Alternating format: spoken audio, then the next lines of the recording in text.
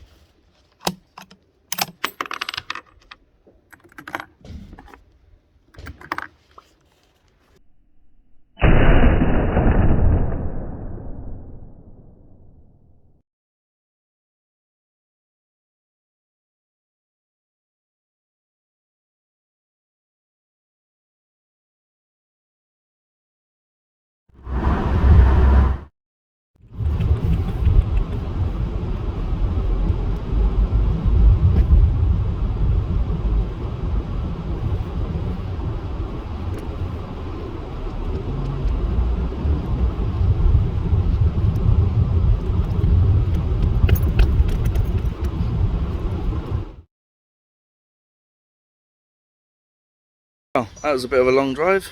Yeah, come to get myself a 308 mod. I'm going for the Wildcat Predator 8 for the Sabatti Rover in 308. To the range yesterday, Father's Day, but yeah, a bit of a range cock up to be honest, but got what I need to do, grouping nicely with my home loads, 110 grain VMAX, and yeah, so I thought, right, come to Sportsman, because they've got the Wildcat mod for like 203 quid, and to be honest, it's fucking cheap. They've bumped up hugely in the past like year and a half. I think the Predator 8s and the Predator 12s are going for like 330 to 380 depending where you actually get them from. I think their recommended retail price is like 325, something like that, from Wildcat. But yeah, they said that if they've got a Predator 8, I think it's old stock, that's why it's being sold cheap, but we'll have a little look at it and see how well it fits on the rifle. Apparently they've got a machine at a bushing for the back of the mod, so it's, yeah, on the back of the mod where it reflexes over the barrel, there's a bushing that goes there, and you can have it cut to like any size. I think it comes as a standard size, but yeah, they gave the option that they would machine it in-house today whilst I wait, which give my legs a little bit rest time before travelling back to Brighton. You know, Dorset to Brighton, 3.5 hours. Traffic was a little bit rubbish, but better than what it could have been. So yeah, let's go have a little look in there. Might see if there's any new toys. Never know. See you in a bit.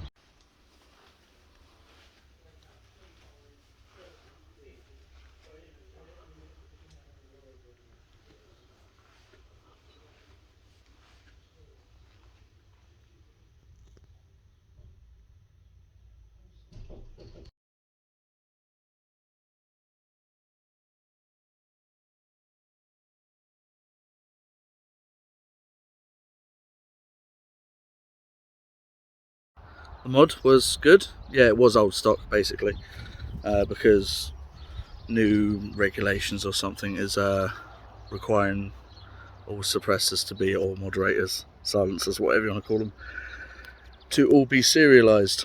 So yeah, the one I've got isn't a visible serial number, but it still gets put down on the ticket, fills the slot, and I've still got to let them know. Yeah, I thought before I have a little trip back, I'll get myself a sausage and bacon sandwich, properly hot, it's steaming up. There's a couple of extra sausages in there as well, from the little cafe that's literally like just behind it. It's called the Emporium. It's basically like almost like a flea market type place, like as in the stuff that's for sale there. It's like people have little lots where they can sell antiquities and old stuff like that.